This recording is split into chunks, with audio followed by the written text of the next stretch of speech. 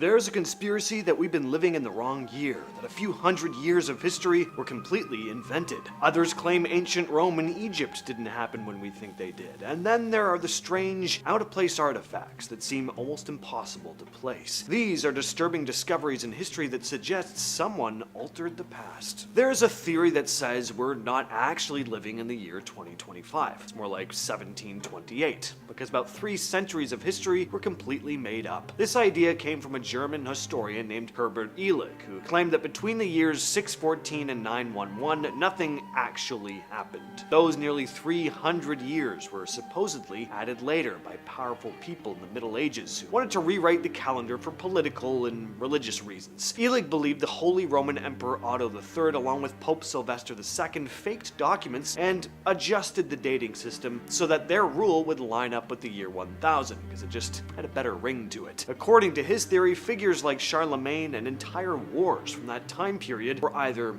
exaggerated or completely fabricated. It's a fascinating concept, I guess, the idea that these guys just inserted hundreds of years into history and made up a bunch of stories to fill it with, but is this conspiracy true? It doesn't take things like eclipses and comet sightings into account, which line up perfectly with what modern science predicts. Tree ring data and carbon dating also show no gap here, and the quote-unquote evidence Illig used to explain why those hundreds of years didn't happen had a lot to do with what he saw as a lack of leftover architecture from the supposed phantom time, and a lack of written record as well. There are explanations for that stuff, but the major problem is it's very Eurocentric. There were civilizations all around the world who left more evidence behind from those so-called fake made-up years. So if someone did tamper with history, they'd have had to fake evidence from across every civilization on Earth. If you think the phantom time theory sounds extreme though, wait until you hear about Anatoly Fomenko. He's a Russian mathematician who decided that most of ancient history, Greece, Rome, Egypt, and the events in the Bible didn't happen when we think it did. According to him, everything before around the 11th or 12th century was either misdated or just made up. He calls it the new chronology, and in his version of history, a huge chunk of what we think of as ancient civilization actually took place much later, during medieval times. Fomenko argues that early historians copied bad data, reused stories under different names, and kept pushing events further back in time to make their own kingdoms or religions seem older and more important. According to him, religious texts like the Bible were rewritten in the Middle Ages to give authority to the church and create a fake ancient world. He uses astronomy and math to back this up, saying the numbers don't lie, but most scientists say his methods are just nonsense. Mainstream historians have completely rejected his theory, pointing out that old Chinese records, Muslim stories about kings and wars, and early American accounts all show events happening at different times than he claims. Basically, history from all over the world just doesn't line up with his specific version. Every once in a while, archaeologists dig up something that doesn't seem to fit where it's found. There's a name for it: out-of-place artifacts. Pretty apt. They're real objects that look too advanced, too modern for the time they supposedly come from. The most famous example is, of course, the Antikythera mechanism, a Greek device from around 100 BCE that worked like an ancient computer almost, predicting planetary movements with gears and dials. It's so complex that scientists still aren't totally sure how it was made with tools from that era. Then there's the Baghdad battery, a clay jar with a metal rod and copper cylinder that might have generated small electrical currents more than 2,000 years ago. Some people think it was used for electroplating or rituals of some kind, but it's still mostly a mystery. There have also been reports over the years of things like hammers or drill bits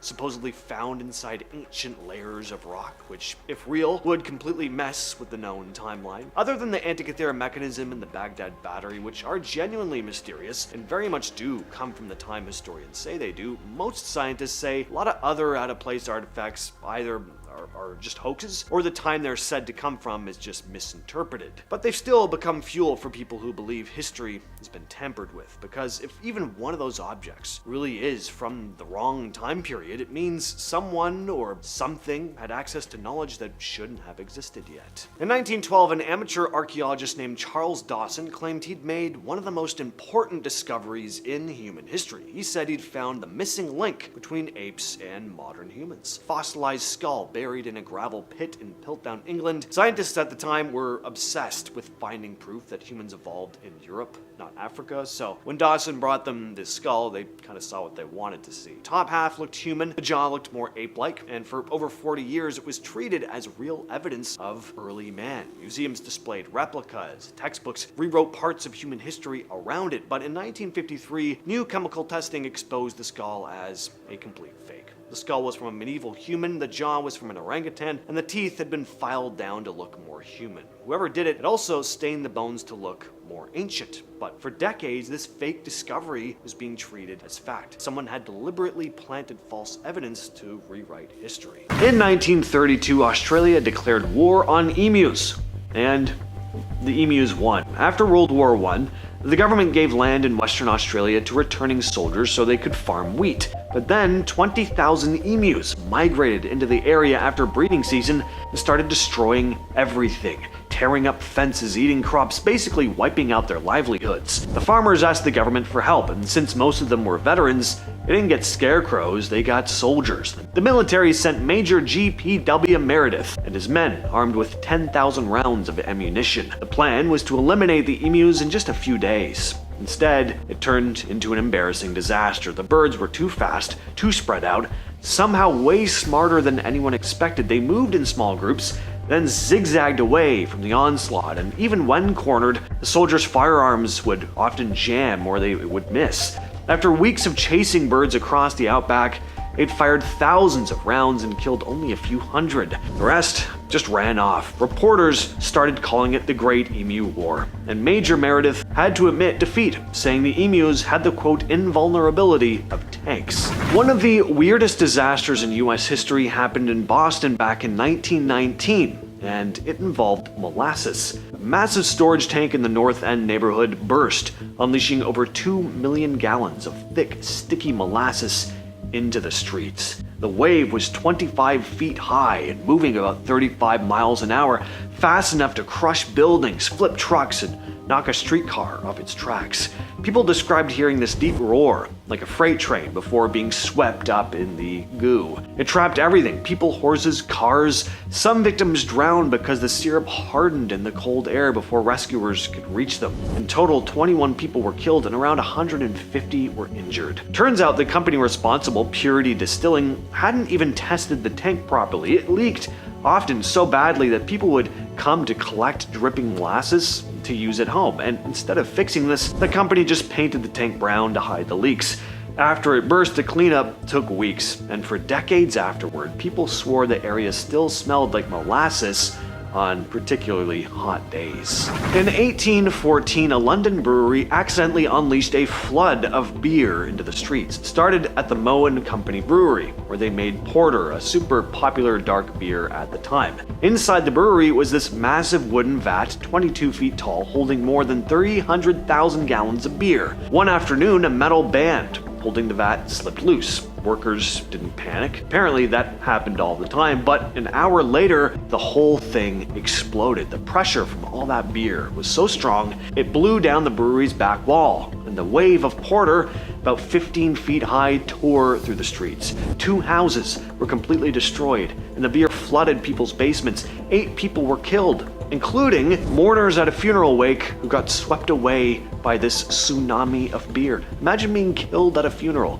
That'd be like getting married at someone else's wedding. In 1976, the Korean Demilitarized Zone became the site of a deadly incident over a tree trimming. 2 U.S. officers, Captain Boniface and First Lieutenant Barrett, were killed by North Korean soldiers while trying to trim a tree that was blocking the line of sight between checkpoints. 3 days later, the United States and South Korea responded with one of the most over-the-top displays of military power in history, but without any casualties. They launched Operation Paul Bunyan, named of course after the legendary lumberjack. Their mission was to remove that goddamn tree and show North Korea just how deadly they could be if they wanted to. The operation was massive. Engineers with chainsaws went to work while hundreds of soldiers surrounded them, fully armed. Overhead, there were 20 helicopters, B-52 bombers flew nearby, and fighter jets from multiple bases patrolled the area. Altogether, over 800 soldiers were involved in this.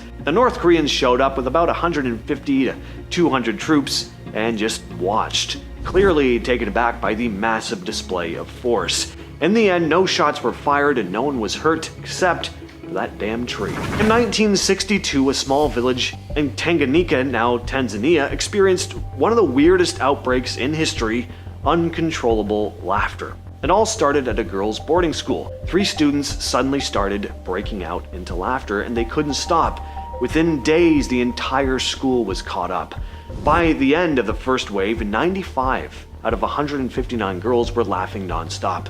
Some for hours, some for over 2 weeks. It got so bad the school had to close, and when it reopened, another group of students got hit, and eventually the epidemic spread to nearby villages too, shutting down 14 schools. This was manic, hysterical laughter. It was like Joker's laughing gas. People couldn't breathe properly, there was fainting. Some kids also started developing mysterious rashes. Doctors couldn't find a virus or anything contagious going on. They decided this was a case of stress-induced mass hysteria, or what scientists call mass psychogenic illness. Some people think it happened because Tanganyika had just become independent. Students were under a lot of pressure, home life was super strict, but at school they were being introduced to all these new ideas. Basically, the kids didn't know how to deal with all that stress, so they just laughed, and they couldn't stop.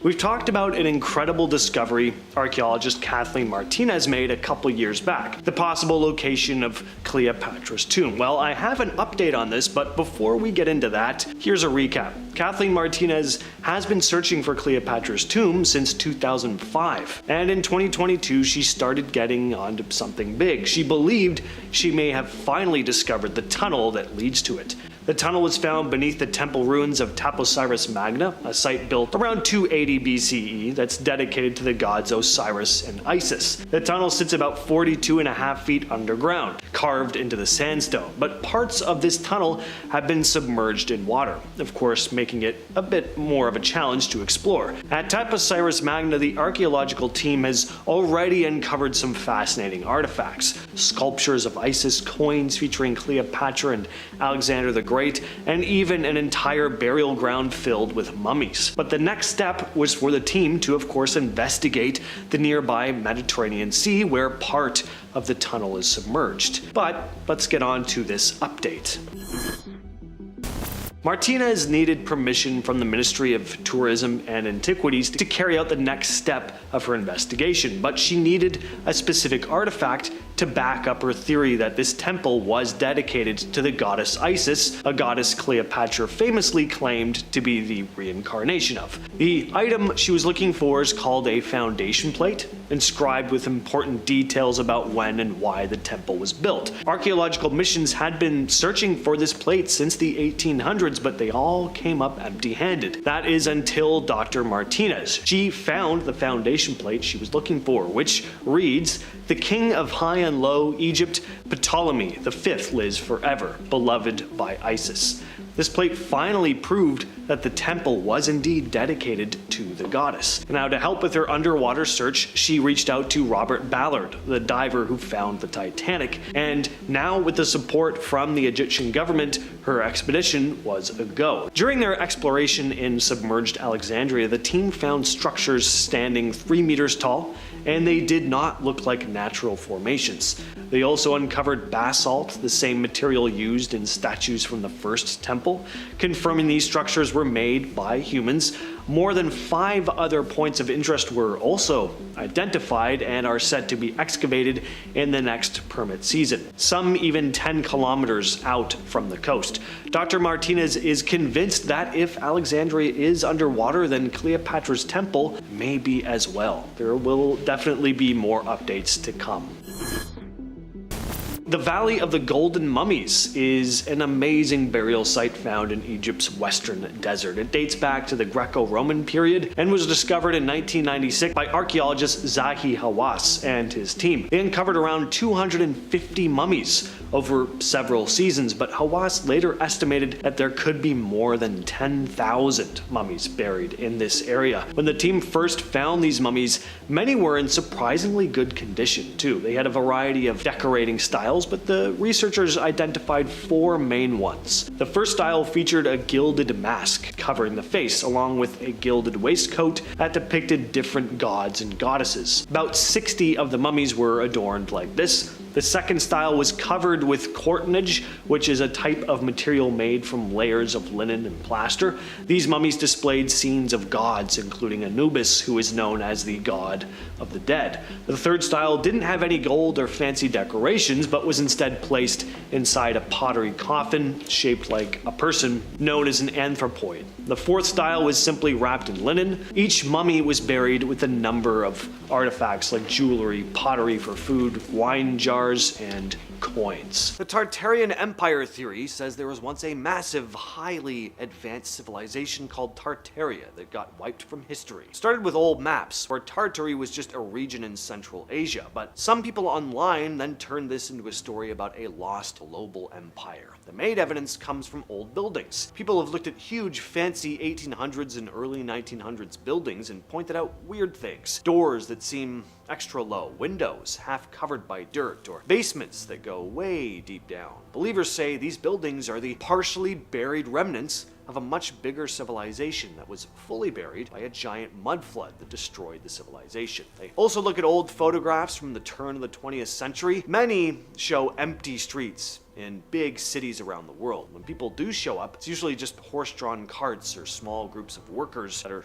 dwarfed by these, massive stone buildings. Tartarian believers see this as evidence that the cities weren't really built for the people in these photos. Like, the buildings came from some lost civilization that was more advanced than the street-level society that we see in those images. But any major city has poorer neighborhoods that naturally stand out next to the huge fancy buildings around them, and historians, of course, say none of this is true. The streets were empty because photos back then had long exposures. Buildings look buried because the street levels changed over time, and Tartary was just a region, not some secret empire. Back in the 60s, staff at the French National Library found these odd documents that claimed to tell the story of a secret group called the Priory of Sion. According to the papers, this organization had been around since the Crusades, protecting the bloodline of Jesus Christ. The idea was that Jesus supposedly had descendants who later became French royalty. Authors ran with this story. There were documentaries about it, and before long, people genuinely believed the church had buried some huge secret about Jesus' real family. But then investigators traced the whole thing back to a man named Pierre Plantard, a Frenchman who'd secretly forged the documents himself and planted them in the library. By the time it came out that the files were fake, a lot of people had already bought into it though. The thing is, it all looked very official. It does make you wonder too if there are other pieces of history that are really just made up stories secretly slipped into the archives. Ancient Egypt is one of the most well-documented civilizations ever, especially when it came to their rulers. Aside from the ornate tombs, their names and legacies were also carved into stone. That's why it stands out when certain pharaohs just disappear. Take Akhenaten, for example. Around 1350 BCE, he did something no one else dared to do. He scrapped Egypt's entire system of gods and replaced them with one, Aten, the sun disk. He built a whole new city, changed the art style, and rewrote the entire religion. But then he died, and everyone tried to dismantle everything he'd attempted to do. His temples were torn down, his statues were smashed, and the records of his reign were rewritten to make it look like he never existed. And he wasn't the only one. Archaeologists have found other rulers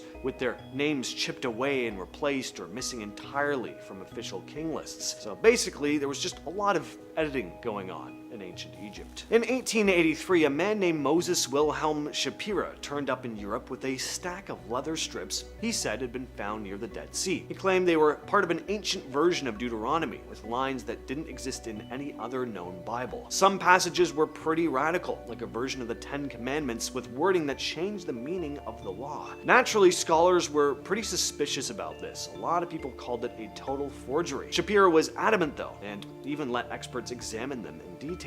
But just as suddenly as they appeared, the scrolls vanished. Nobody knows exactly what happened. Some wonder if the scrolls were actually real and someone decided they were just too controversial for the public to know about. Maybe some powerful person or group of people quietly removed them. There are sketches, copies, and notes from scholars who examined the strips, so we know roughly what was written, but the originals are gone. There's a story about a library supposedly built under the Kremlin in the 16th century by Ivan IV, aka Ivan the Terrible. According to the legend, it held manuscripts from rare Greek, Latin, and Egyptian texts. Some even say there were early Chinese texts held there. The idea was to gather all human knowledge in one place, but almost immediately after it was collected, it disappeared. People say Ivan had hidden rooms carved under the Kremlin with massive trunks stuffed full of these manuscripts, and only a few trusted people ever knew they existed. Over the years, a handful of stories pop up about parts of the library being found. Some say a group of workers came across a secret chamber, but by the time word got out, the books were gone again, locked away or moved somewhere else. There's one story about a professor who copied a document describing the contents of the library. When he came back a few months later, though, both his copy and the original vanished. Basically, the idea is that there was this secret underground library filled with knowledge from around the world that may or may not still exist. It's kind of similar to the Vatican's secret archives, where a lot of people think there could be important documents or artifacts down there that are seen as too controversial or dangerous to see the light of day. A sponge that traps prey like a little death ball was found deep under the Southern Ocean, and dozens of other new species joined it. In August 2025, the Ocean Census Workshop confirmed 30 new species from remote Southern Ocean areas. One of them, a spherical predatory sponge covered in hooks used to trap prey. Sponges are usually passive filter feeders. This one is actively predatory. This deep region remains profoundly undersampled, as stated by scientists. It tells us that even in places already explored, we're still finding major life history surprises. In one of Earth's most extreme places, scientists found a creature built to kill. The discovery was an amphipod species. Dulcibella camanchaca was formally described in 2024 and 2025. It lives around 8,000 meters in the Atacama Trench near Chile. This little critter is not your average scavenger. It's built with appendages suited to capture prey, living in an environment where most life is assumed to be slow, sparse, and passive. The fact it thrives that deep and hunts actively changes how we see life at depth. It means complex predator-prey systems can exist even in the darkest, highest pressure places. It also raises questions about deep-sea biodiversity and how much more is out there. A ship that sailed hundreds of years ago lies at a depth humans rarely reach, and its discovery rewrites maritime archaeology underwater. In March 2025, the French Navy found a 16th century merchant shipwreck, provisionally called Camarat 4, more than 2,500 meters deep off the coast of France. The ship is 30 meters long, well preserved, equipped with cannons, empty stern, raising questions about cargo, route, why it sank. Archaeology under deep water is extremely hard, yet this find shows that deep-sea sites hold well-preserved time capsules of human history. It opens up new dimensions of underwater discovery beyond biology or geology. At nearly 10,000 meters depth, where pressure is crushing and sunlight non-existent, life not only exists, but thrives. A 2025 expedition to the Kuril-Kamchatka Trench and nearby trenches found tube worms, mollusks, and other fauna at over 31,000 feet, which is around 9,500 meters. This challenges the prevailing view that only microbes or extremely sparse life can live that deep.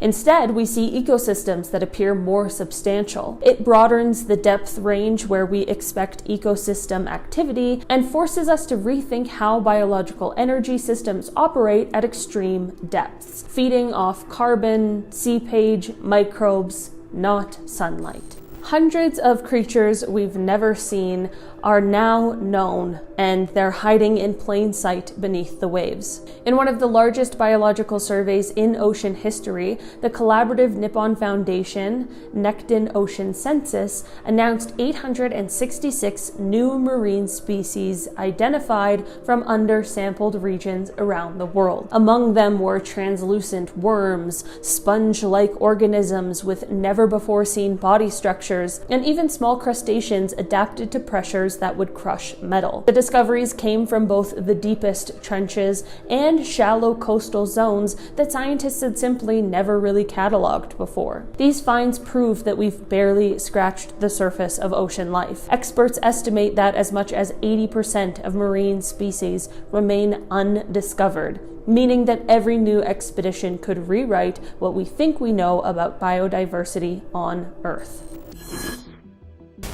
This next story is, it's always been one of my favorites. It sounds completely made up. It's gonna sound like the Egyptian version of the Goonies, but this is actually a real thing that happened, and yeah, I just love this news story. So the media didn't release the guy's full name. He was simply referred to as Nagy. But Nagy was digging in his backyard one day in 2015 when he stumbled on this tunnel. Now, before I even say where the tunnel leads, let me just say, finding a tunnel in your backyard would just be incredibly cool no matter what. Like, I'd be calling my friends over, we'd be getting an adventure going, I'd buy an Indiana Jones hat, whole 9 yards, but let's get to where this tunnel actually led. The tunnel, right in this guy's backyard, led to Khufu Pyramid, one of the 3 pyramids that make up the Giza Pyramid complex. It's also one of the largest and oldest. Now, how insane is that? First of all, why was he digging? Who just goes digging in their backyard? If I was digging in my backyard, I'd find some worms. Probably that would be about it. This guy randomly decides to dig one day and finds a tunnel leading to the Great Pyramid. He does live in Egypt, but still, what are the chances of this? The tunnel was about 33 feet beneath his house and is made of stone blocks. Now, he didn't go into this tunnel and make his way to the Great Pyramid and find this out for himself. That would have been way cooler, but probably not the best idea to just go into an unknown tunnel buried in your backyard. Instead, he contacted authorities and archaeologists were sent to his yard who made the discovery. And what's even crazier is that this tunnel was actually something archaeologists have been seeking out for a long time. It was written about, but had never actually been found until then.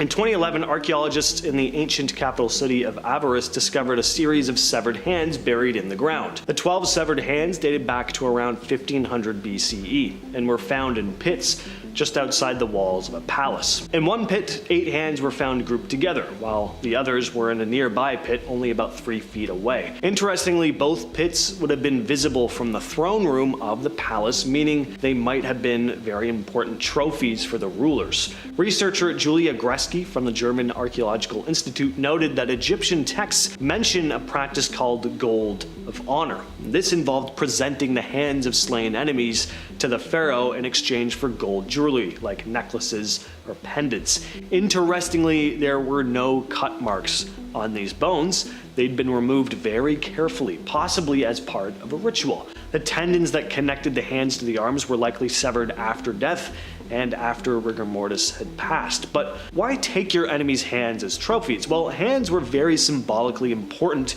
to the ancient Egyptians, representing power and agency. On top of that, without your hands, you can't really wield a weapon, so I guess it makes sense. According to ancient Egyptian beliefs, losing a hand would prevent you from entering the afterlife as well. So considering that, hands would have been pretty significant war trophies.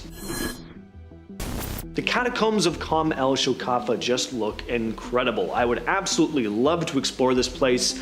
Looks like something straight out of Zelda. They're actually considered one of these 7 wonders of the Middle Ages. It's a necropolis made up of a series of tombs, statues, and artifacts with a blend of Egyptian, Greek, and Roman influence. Discovered in 1900, a donkey accidentally fell into the shaft, and that's how this place was found. That's crazy. These catacombs date back to the 2nd century CE, during the age of the Antonine emperors. They were used as burial chambers from the 2nd to the 4th centuries. The catacombs are made up of 3 levels that were tunneled into solid rock. The 3rd level was completely underwater until more recent restorations. And inside the catacombs is a funeral banquet hall where family and friends would have gathered on stone couches during burials. The name Kom El Shokafa means mound of shards, and it comes from the many broken pottery shards found in the area. Visitors would bring food and wine to the tombs, and instead of carrying the empty jars back home, they'd break them and leave the pieces behind. When this site was discovered, heaps of these broken plates were found. Among all the fascinating finds is the Hall of Caracalla, which contains the bones of horses that were buried there for Emperor Caracalla in 215 CE. As I mentioned before, there's this blend of styles here. On the walls of the catacombs are carvings, some blending in Greek and Roman influences. For example, there are scenes depicting the Egyptian god Anubis, but dressed in Roman-style clothing. The tomb chamber features 3 massive stone sarcophagi, which are super intricate. I mean, it just looks like the type of place you could spend years exploring, and you'd always find something new to look at.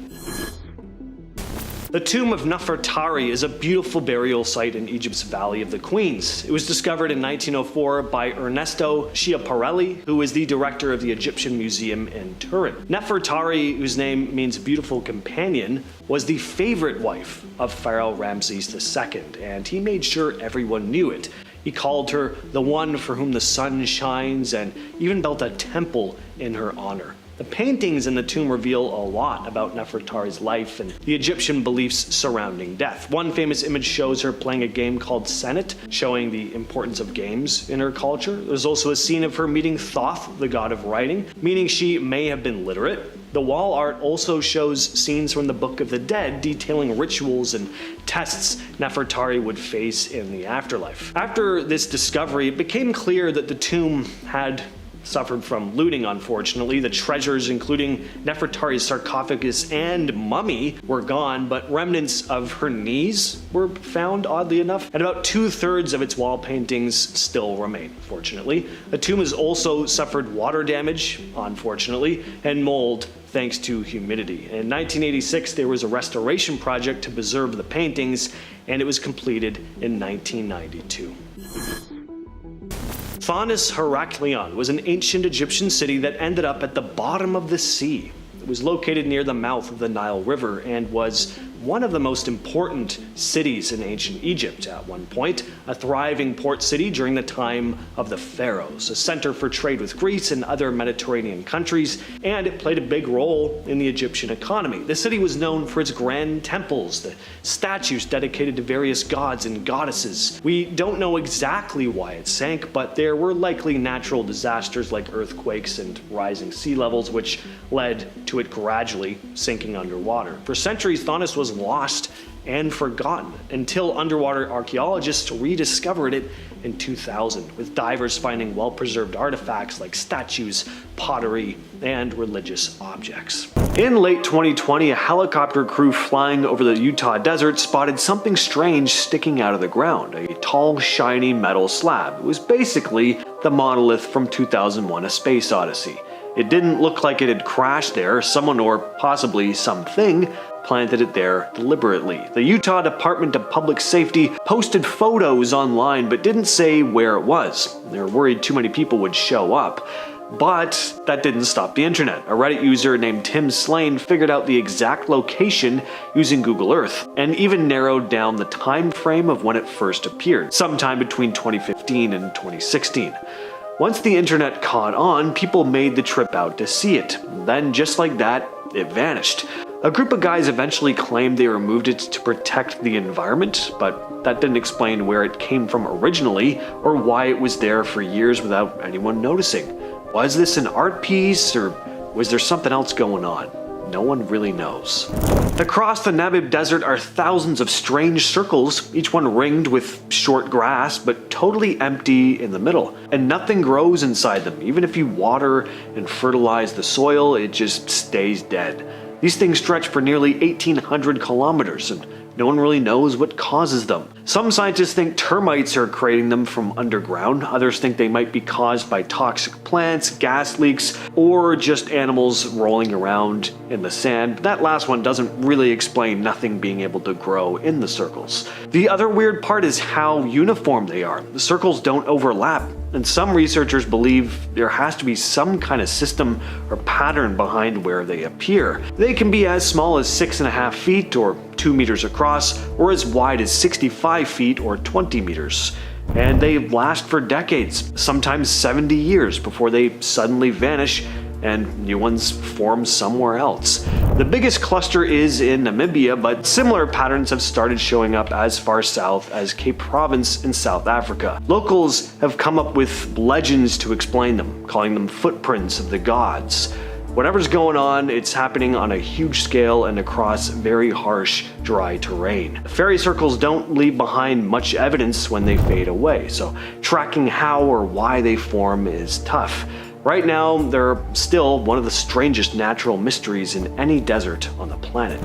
Scattered across a stretch of desert between Libya and Egypt is a weird natural glass that looks like pale yellow gemstones. Some pieces are small and sharp, others are big and smooth. It's called Libyan desert glass. It's made almost entirely of silica. Scientists say it formed around 29 million years ago, but no one fully agrees on how. The leading theory is that a giant space rock either hit the ground or exploded just above it, unleashing so much heat that it melted the sand into glass. That kind of blast would have been way more powerful than any nuclear bomb, and you could see the results baked into the landscape. Some fragments also contain redite, a mineral that only forms under insane pressure, like what happens during a meteor impact.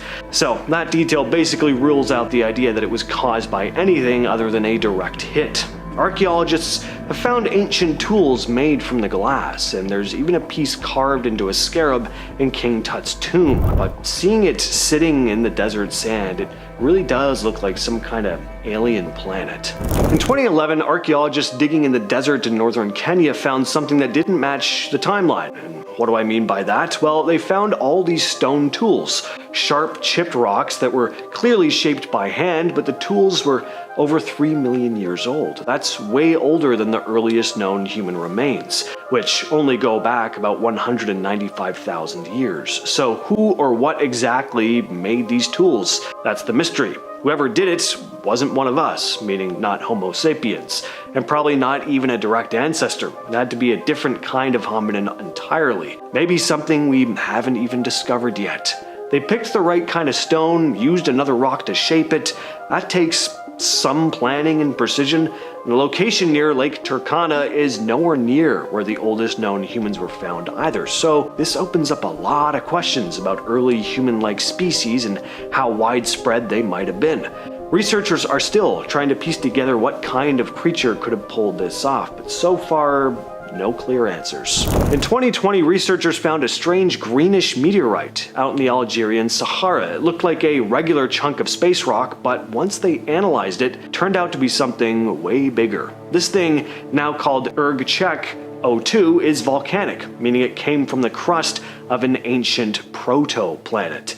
And it's old, like older than Earth, over 4 billion years. It came from the outer layer of a planet that formed, had lava, cooled down, and then got smashed apart. This is one of the only times we've found a rock that lets us study early planet crust. What you're looking at here is a piece of dead planet that flew through space before being buried in the desert for billions of years. Imagine getting to hold the surface of a lost planet in your hand. Amazing. Between 200 to 400 meters down, where sunlight fades, researchers found bacteria struggling. Not because of lack of food, but because of lack of iron. A study in 2024 in the Pacific found that in the so-called twilight zone, which is about 200 to 1,000 meters, iron concentrations were extremely low. Bacteria there secrete molecules to grab iron, even though light is absent. This overturns assumptions that microbial life in that zone operates in the same way as near-surface waters. It also changes how we think about carbon cycling, because these microbes help break down organic matter, which affects how carbon is stored in the deep ocean. So something tiny like iron deficiency has global implications.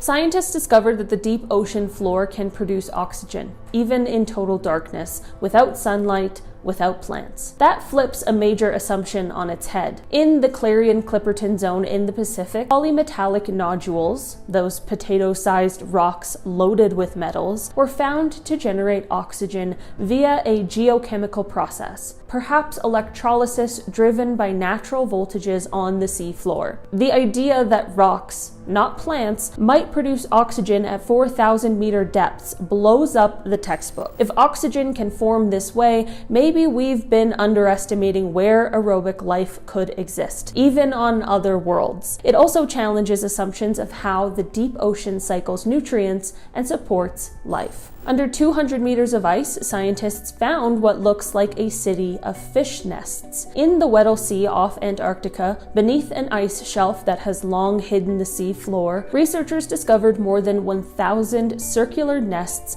of the fish species yellowfin nodi. These weren't scattered randomly. They were arranged in sweeping curves and clusters, like neighborhoods on the seafloor. The nests were cleared of detritus and organized, suggesting the fish built them intentionally for the protection of eggs and community benefit. We assumed these parts of the Antarctic seafloor were barren or simple. Instead, we find complex, organized animal behavior in one of the harshest climates on the planet. It definitely strengthens the case to protect these regions. Bigger than a blue whale and visible from space, a massive coral colony that had been quietly growing for centuries was finally brought to light. In late 2024, scientists from National Geographic Pristine Seas discovered in the Solomon Islands a solitary coral of the species Pavona clavis, measuring about 34 meters wide, 32 meters long, and over 5 meters high. Researchers estimated its age to be between 300 and 500 years old, making it one of the oldest living organisms on the planet. What's even more incredible is how it survived centuries of storms,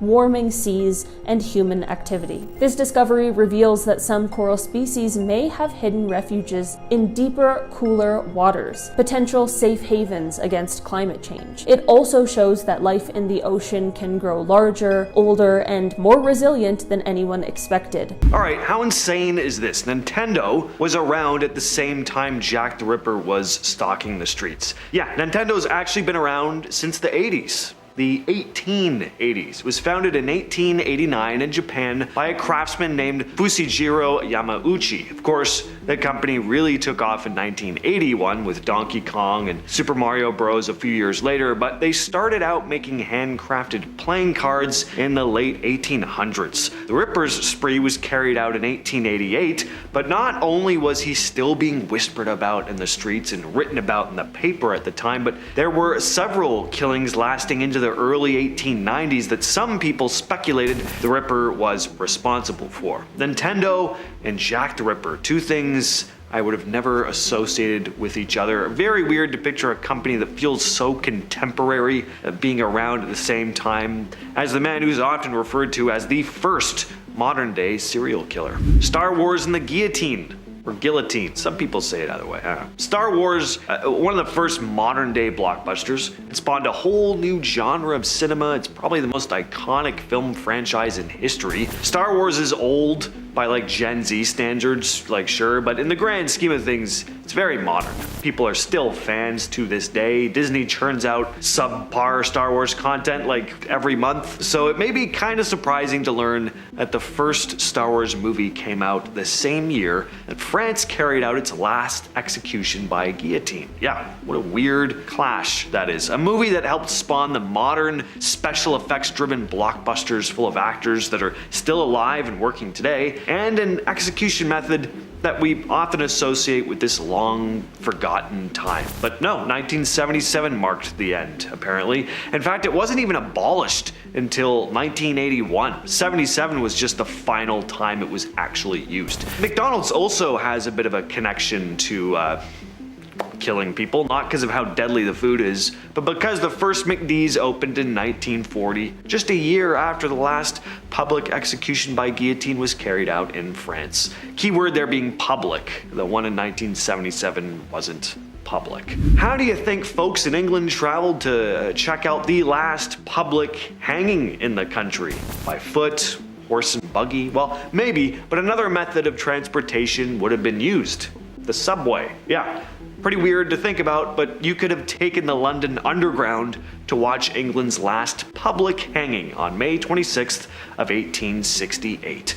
The Underground, which is now used by Londoners on the daily to get around the city, had already been operating for 5 years by then. It first opened in 1863, changing the way people traveled in London. And by 1868, public executions were still a thing, and a huge crowd gathered to watch the hanging of Michael Barrett, an Irish nationalist, outside Newgate Prison. Just imagine hopping on a tube train, which we associate heavily with modern life, to witness something as grim and old-fashioned as a public hanging. Feels like two different worlds colliding a little bit. Today we see the subway as this symbol of progress and everyday convenience, but public hangings, just like the guillotine I mentioned earlier, feels like a more dark, distant part of our history. Just goes to show that there really isn't this clear cutoff between what's old in our history and what's new. There's a lot more overlap than we often think, which, I mean, of course there is. Time is just this ever-flowing thing, but it's just weird when you step back and you put it all into perspective. Does it get any more delicious than an Oreo cookie? Even in a life and death situation, I could go for one of these. Too bad those violent players on the Titanic didn't have an Oreo cookie to bite into right before playing out their last tune as the ship started to go down. Turns out they could have, though. The first Oreo cookie was sold the same year the Titanic sunk. In fact, Oreo came out about a month before 1,500 people died in the accident. But as my buddy told me the day he got back from his grandfather's funeral, I did get these nice dress pants out of it, so you win some, you lose some. Now, I said the folks on the Titanic could have had an Oreo. It's not exactly true. They weren't available overseas yet. If they had made it to their destination, they could have tried one, but instead of dunking a delicious cookie in a cool glass of milk, they were dunked themselves into ice-cold water, never to return. Thus is life. Cleopatra, the legendary Egyptian queen, is often, rightfully so, associated with the pyramids, but she actually lived closer to a more modern historical event than the construction of the Great Pyramids. Believe it or not, but Cleopatra lived closer to the first moon landing than the building of the pyramids in Giza. How nuts is that to think about? She lived from 69 to 30 BC, but the pyramids had been constructed long before her, from about 2550 to 2490 BC.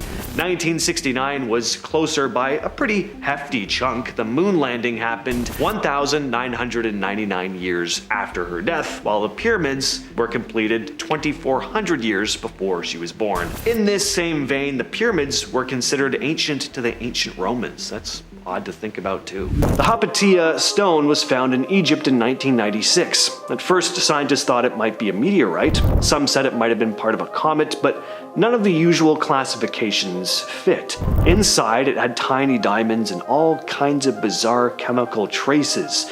The ratios of elements were totally off, nothing like what you'd find on Earth, Mars, or even in known meteorites. Some of the compounds in it don't exist anywhere else. A couple of researchers even suggested it might be a leftover from a supernova explosion. Not a regular rock, more like cosmic debris from before the solar system even formed.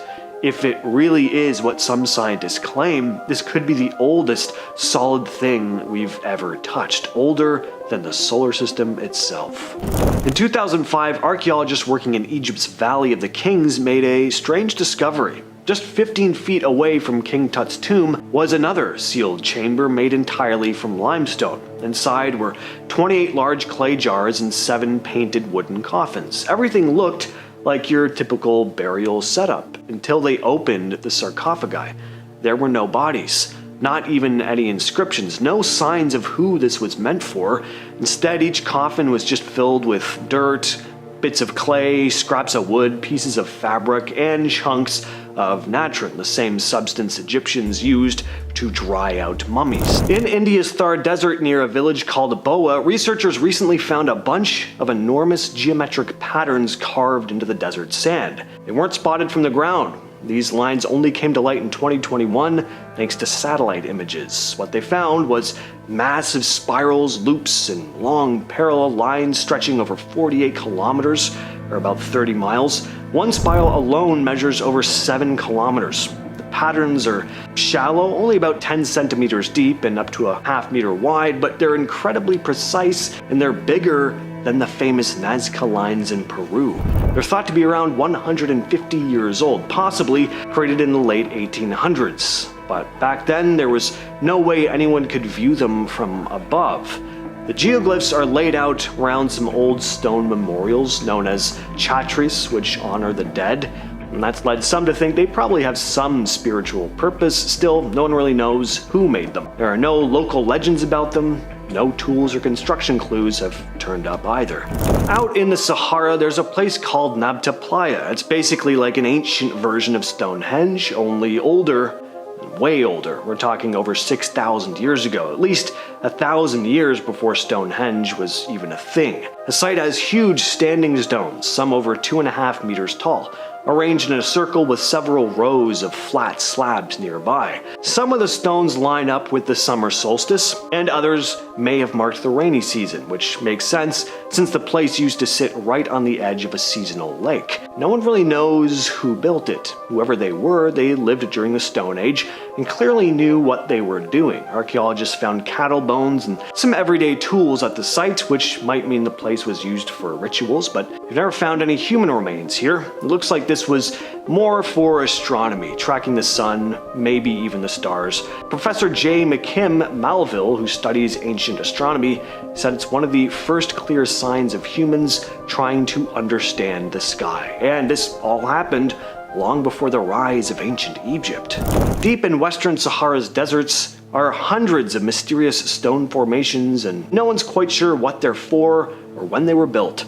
Archaeologists using field surveys and satellite images between 2002 and 2009 documented these shapes, but detailed digs haven't really happened much.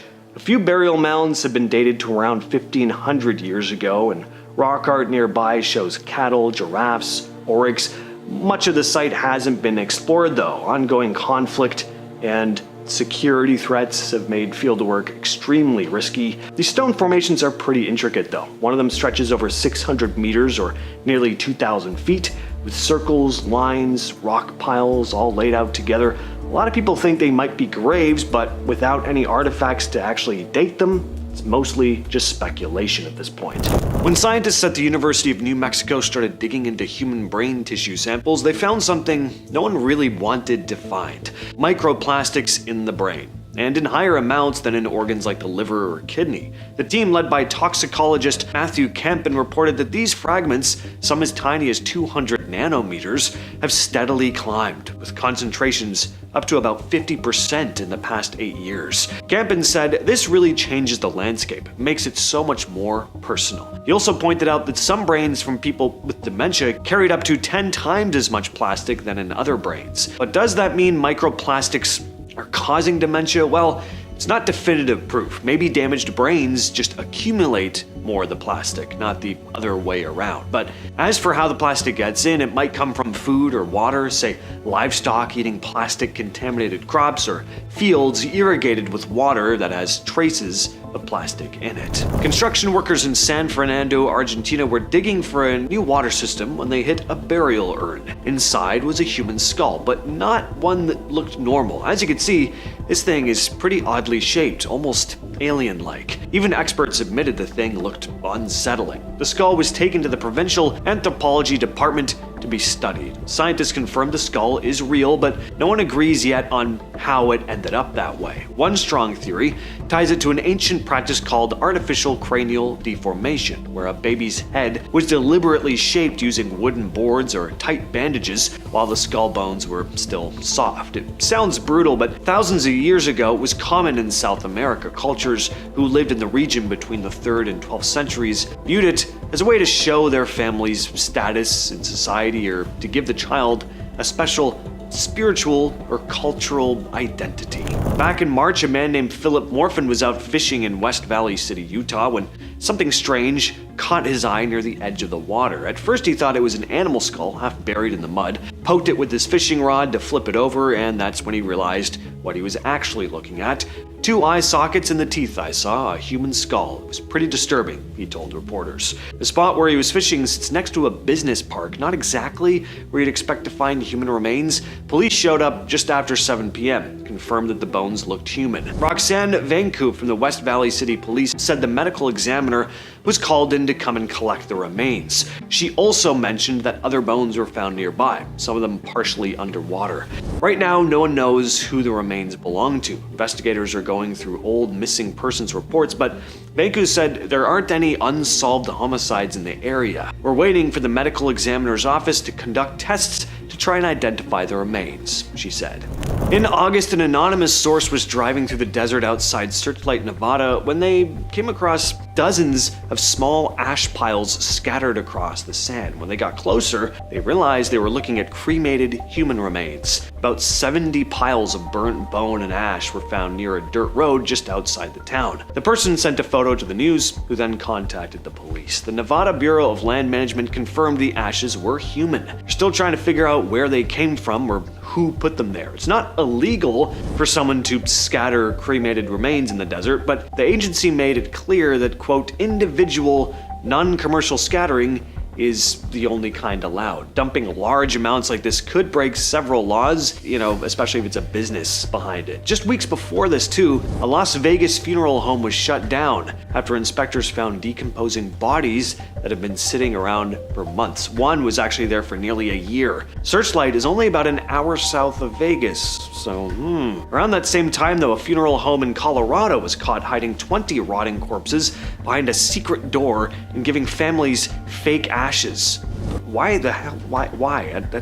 That is so creepy. Anyway, is it possible someone drove from Colorado to Nevada to burn the remains? Maybe, but at this point the mystery has not been solved. So in Gdansk, Poland, construction workers were tearing up the ground under this old ice cream shop, and instead of just finding pipes and junk, they hit something else.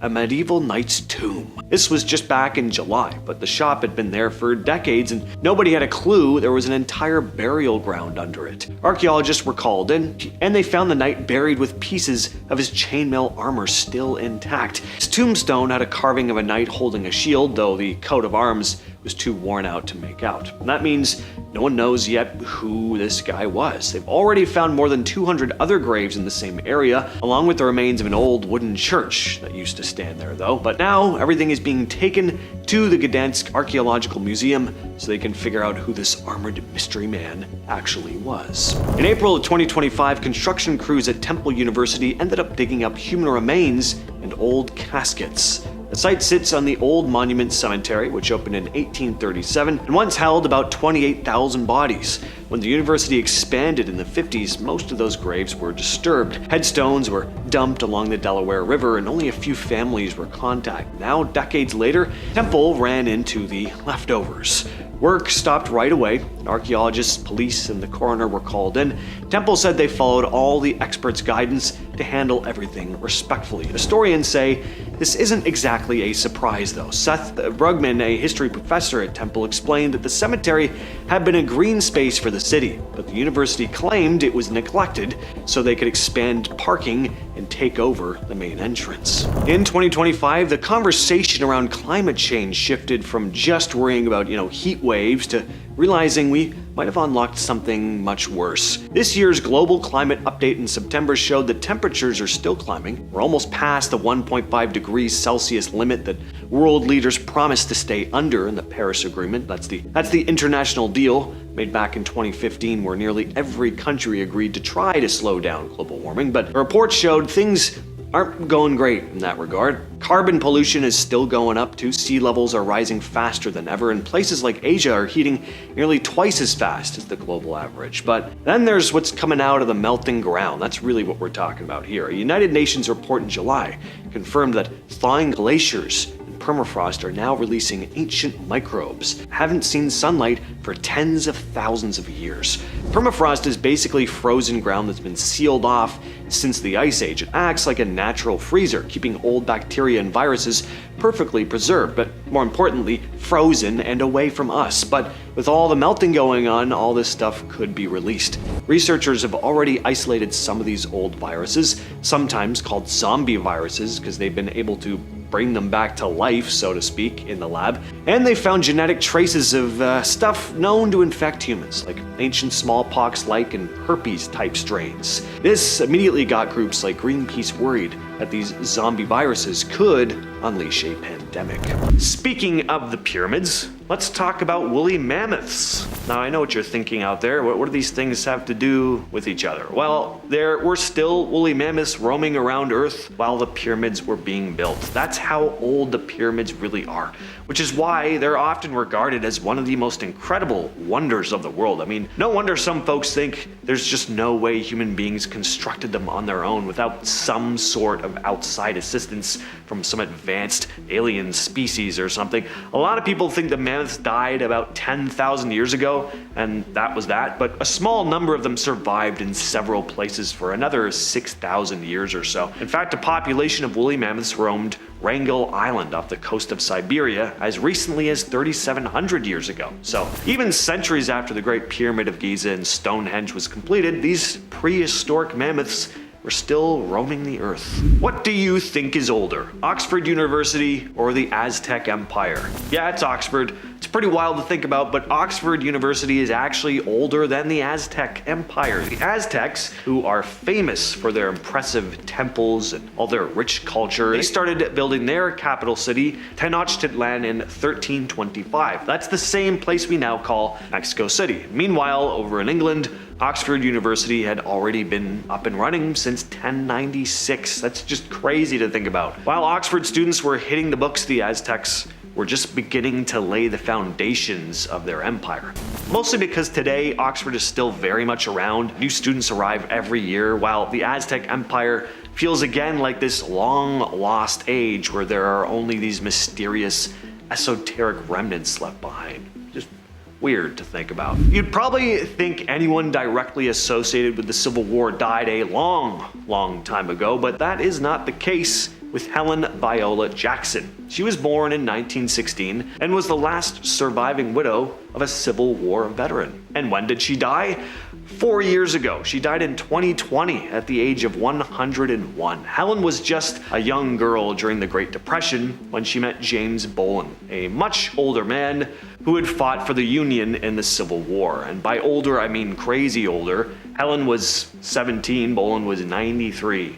They got married. Don't worry though, it's not as icky as it sounds. This was a purely practical marriage. Helen's family was struggling, and Bolin didn't want to go into a home. He asked Helen to marry him so she could have his military pension after he passed away. It was a mutually beneficial thing and actually happened more than you'd probably think.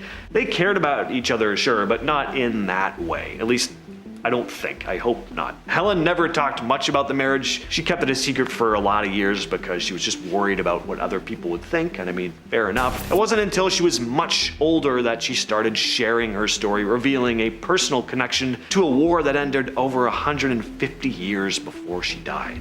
Mike the Headless Chicken. It sounds like the title of an adult comedy cartoon, but this is a true story. There should absolutely be a movie based on this though. Our story begins in 1945 in Colorado. A farmer named Lloyd Olson decides it's time to make some dinner, so he goes out to the yard to chop off the head of one of his chickens. Lloyd brings the axe down on a 5.5-month-old rooster named Mike, but instead of dropping dead like a normal chicken when its head is lobbed off, Mike just shakes it off and struts around like nothing happened. Lloyd's standing there probably thinking he's lost his mind, but Mike is just wandering around, bumping into things, of course, but mostly acting like a regular chicken.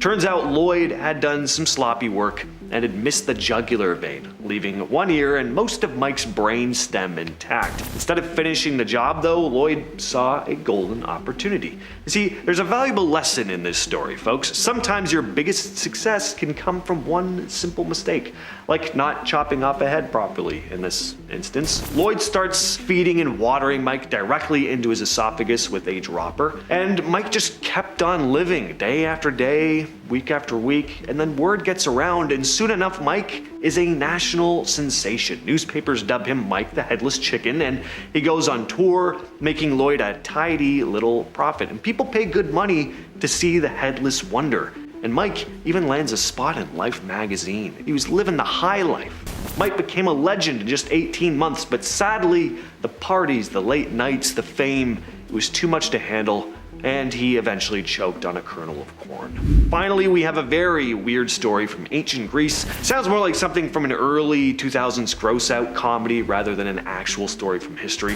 The 6th century BC philosopher Heraclitus was a major influence on philosophers like Plato and Aristotle. Unfortunately for Heraclitus, though, his legacy will always be stained by his bizarre and rather revolting death. That's putting it very lightly. He suffered from, at the time, what was called dropsy, where fluid accumulates in the body. And Heraclitus tried to get help from physicians at first, but he wasn't really convinced of their conventional treatments. So instead he covered himself in cow dung, which, I mean, that's an alternative. That's one way of going about it. His idea was that the heat generated from the dung would somehow help evaporate all the excess fluid in his body, but of course this did not work. There's some debate as to whether he just died of his condition, covered in excrement, or if things got even worse. Some versions of the story go that he met an even more grisly fate, becoming trapped in the dung, either because it dried up or because it acted a bit like quicksand, and when he tried to call out for help, a gang of rabid dogs rushed over and devoured him, which would not have been a very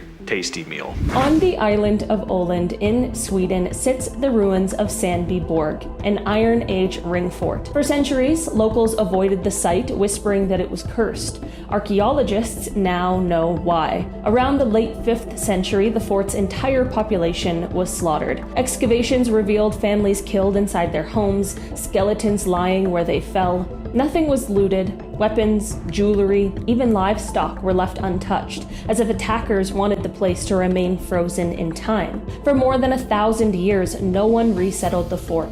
It became a literal ghost village, avoided by locals who sensed something unnatural had happened here. To this day, we don't know who carried out the massacre or why.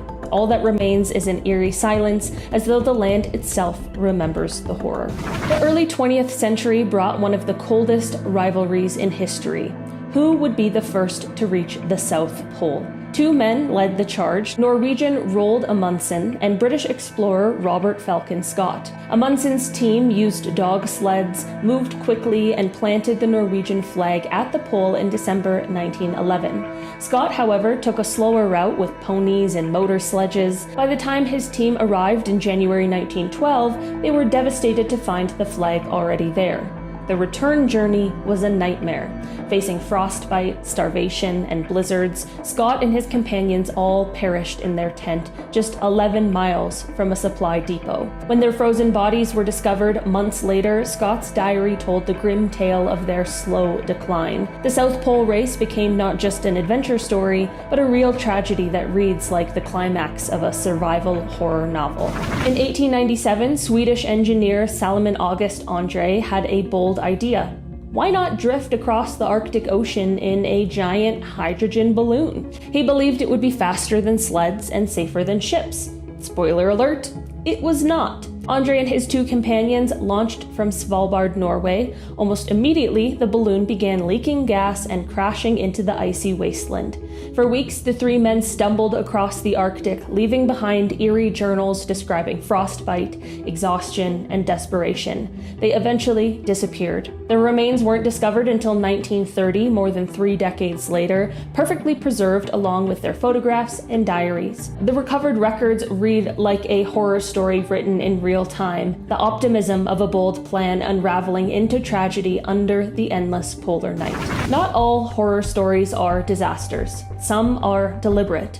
In the mid-18th century, the Qianlong Emperor of the Qing dynasty in China gave a chilling order: the complete extermination of the Zungar people. The Zungar, a Mongol ethnic group living in what is now Xinjiang, had resisted Qing rule throughout repeated uprisings. Finally, the emperor declared that the Zungar had proven themselves too troublesome to be allowed to live. He commanded his generals not to accept any surrender, claiming that any plea for mercy was just a trick. What followed was a campaign of extermination that wiped out much of the Zungar population through killings, famine, and disease. Modern historians describe it as one of the clearest cases of genocide in early modern history. Entire communities were erased from the map, leaving a silence that still lingers in Central Asia today. Picture this. It's the 1920s and no one has ever stood on the roof of the world. Before oxygen tanks, high-tech gear, or GPS mapping, the first climbers to attempt Mount Everest faced a mountain that might as well have been another planet. In 1924, George Mallory and Andrew Irving made their infamous attempt. They were last spotted climbing high on the northeast ridge, less than 1,000 feet from the summit, before clouds swallowed them whole. They never came back down. Their disappearance haunted explorers for decades. Mallory's body wasn't discovered until 1999, perfectly preserved by the ice, still wearing his climbing gear. No one knows if they reached the top before they died, but the mountain kept their secret. Imagine vanishing into the world's deadliest peak only to reappear 75 years later, as if time had frozen. It's history with the chill of a ghost story. The French Revolution promised liberty, equality, and fraternity, but it also delivered one of the most terrifying chapters in European history. Between 1793 and 1794, during the Reign of Terror, France's revolutionary leaders turned the guillotine into a symbol of both justice and fear. Tens of thousands were executed for alleged disloyalty, including nobles, priests, and even ordinary citizens accused by neighbors. In some regions, people weren't just beheaded, they were drowned in mass in rivers like the Loire. The entire country lived in paranoia, knowing a careless word could end with a march to the scaffold. The Sanson family, executioners of Paris for generations, later published memoirs describing their work. Reading them today feels like flipping through the journals of a grim reaper. The Enlightenment had promised progress, but for those living in revolutionary France, it was survival in a world that had turned into a real-life horror show.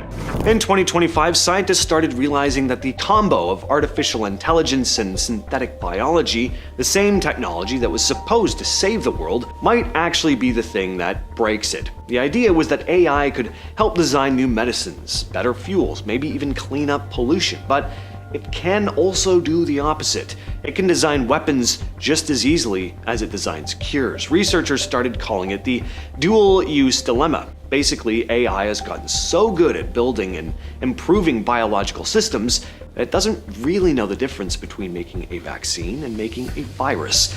A Nature study from this year warned that AI programs can already design new proteins and genetic code faster than any human could. That used to take massive labs and teams of experts. Now, someone with a decent computer and the right software could, in theory, create something very deadly. It puts serious power into way too many hands. And then there's the other issue. No one's really able to keep up with how fast this is moving. Regulators are already behind. Some AI tools even create fake biological data, which makes it harder to tell if someone's doing legitimate research or hiding something. We've built tools so powerful we might not be able to stop what they can do. When geochemist Mengren Du piloted her submersible between Russia and Alaska earlier this year, she was supposed to be heading back up. She'd had about 30 minutes left of dive time, but then she decided to veer off course for one last look. And what a great decision that was, because what she found nearly 30,000 feet down in the pitch-black Hadal Zone was what Du described as amazing creatures, clams and tube worms living where no sunlight has ever reached. There was an entire ecosystem where life is not powered by sunlight at all, but by methane leaking from the seafloor. The creatures rely on bacteria living inside them, which turns gases like methane and hydrogen sulfide into energy. A study published on July 30th in Nature revealed that these microbes can even create their own organic food from carbon dioxide. Du's team also found that Hadal trenches might trap and recycle massive amounts of carbon. It's the deepest underwater ecosystem we've ever found that survives on chemicals instead of sunlight. In 2025, it became impossible to ignore just how fragile our digital world really is. Earlier in the year, a company called Verasource, which helps businesses check credit and handle payments, got broken into. Hackers stole the names, addresses, birthdays, and social security numbers of about 4 million people. Then a few months later, TransUnion, a big credit reporting company, had a hack through a third-party app, putting another 4 million people at risk. A lot of the time, the problem isn't the big companies themselves, it's the smaller companies they rely on. For example, hackers got into Qantas, the airline, through a service they use called Salesforce, and ended up leaking data for 5.7 million customers. Discord and Workday had similar problems. Basically, every time a company lets another company handle some of their work, it opens up the door for hackers. Some hacks were even more serious too, like the Williams and Connolly law firm, which got the FBI involved, because foreign hackers might have been behind it. Private legal info, corporate secrets, national intelligence, it's all at risk. In 1859, a war between the US and Britain almost broke out, all thanks to a pig. It started on San Juan Island, a little strip of land between what's now Washington State and Canada. The US and Britain both thought they owned it because the treaty that set their border was vague about which waterway the boundary followed, so both sides moved in. British settlers working for Hudson's Bay Company and a handful of American farmers trying to claim land. For a while, they awkwardly coexisted. But then one American farmer, Lyman Cutler, found a pig rooting through his potato garden and fired at it. That pig belonged to a British man named Charles Griffin. Griffin demanded $100 in compensation. Cutler offered 10. Well, this little dispute escalated into a full-on military standoff. The Americans sent troops led by Captain George Pickett, who'd later fight at Gettysburg, while the British sent warships with over 2,000 men on board. And for weeks, they just stared at each other, armed to the teeth. Eventually, though, cooler heads prevailed and both governments agreed to share the island until it was officially settled years later. In the end, nobody died, no shots were fired, and the only casualty of what was later referred to as the Pig War was the pig. In the middle of the Cold War, the world almost ended because of a computer glitch. Luckily though, one guy kept his cool. On September 26th of 1983, a Soviet officer named Stanislav Petrov was working the night shift at a secret bunker near Moscow. His job was to monitor the early warning satellites that were supposed to detect incoming US nuclear missiles. Just past midnight, alarms went off. The system was screaming that an American missile had been launched, and then 4 more right after it. At the time, tensions between the US and the Soviet Union were at their absolute worst. Reagan was calling the USSR the evil empire, the Soviets had just shot down a Korean passenger plane, and both sides were running drills that looked a lot like real attacks. Soviet leadership was very on edge, convinced a first strike was coming any day. The military's official response plan was launch on warning, meaning the second they detected an attack, they'd fire back immediately. But Petrov didn't do that. He didn't think the warning made any sense. A real US strike would involve hundreds of missiles, not 5. He decided to hold off, refusing to report it up the chain until radar confirmation came through, which never did. Turned out sunlight reflecting off clouds had tricked the satellites. If he'd followed protocol, the Soviets might have launched their own nukes in response, and the world would be looking a hell of a lot different right now. In the 1600s Ottoman Empire, drinking coffee could literally get you killed. The ruler at the time, Sultan Murad IV, decided coffee was a political threat. Coffee houses in Istanbul had exploded in popularity, and just like today, these were places where people would sit around for hours talking about business, religion, whatever was bothering them about politics.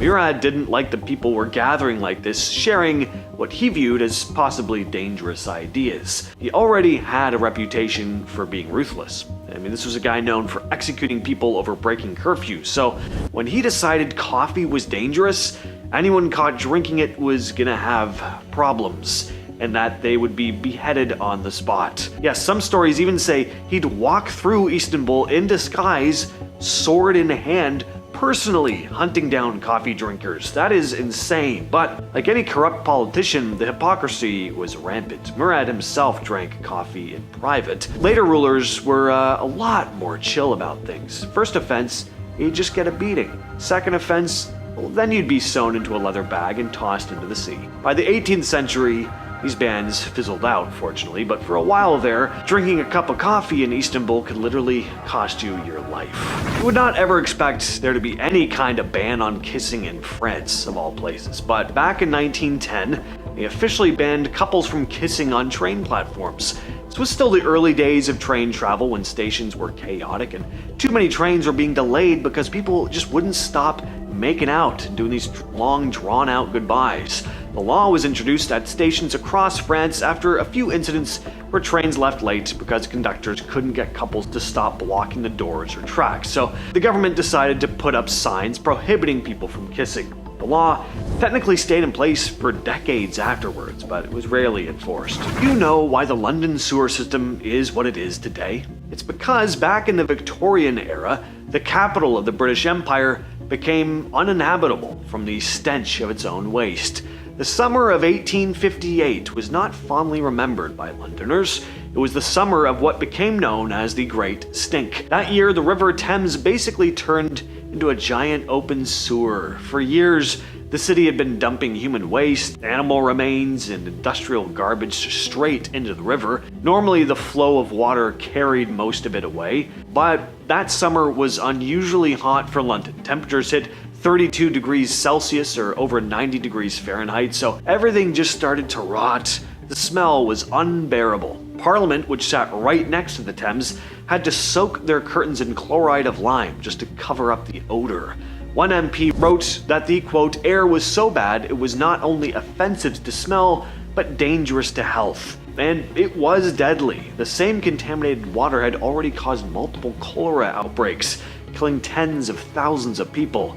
The smell finally forced the government to act. A civil engineer named Joseph Bazalgette was brought in to design a massive new sewer system, something London had resisted funding for years.